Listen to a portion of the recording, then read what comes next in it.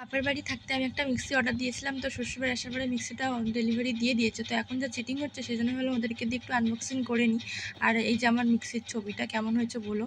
আর বিকেলে আমি কজনকে পড়াই, তাই ওদেরকে পড়াচ্ছিলাম। তোমরা আগে আমার এই স্টুডেন্টের গলার ভয়েসটা আগে শোনো, তারপরে বলছি।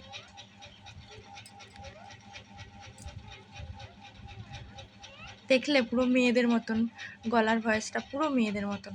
আর এই ফুলগুলো ওদেরকে পরানোর পরে দেখলাম এই ফুলগুলো ফুটেছে। এগুলো বিকেল টাইমে ফোটে। এগুলো কি ফুল আমি তার নাম জানি না, ভাবলাম তোমাদেরকে একটু শেয়ার করি। অনেক ফুটেছে, বিকেলবেলায় ফোটে এই ফুলগুলো। আর সারা রাত থাকে, আবার শুকিয়ে যায়। তারপরে একটু লাইট জ্বালিয়ে দেখালাম তোমাদেরকে। দেখো পুরো সন্ধ্যে সন্ধ্যে হয়ে এসছে। আর এদিকে আমার বড়মশাই দেখলাম সন্ধ্যেবেলা আকাশে ঘুড়ি উড়াচ্ছে। ঘুড়ি তো অনেক দূরে চলে গেছে।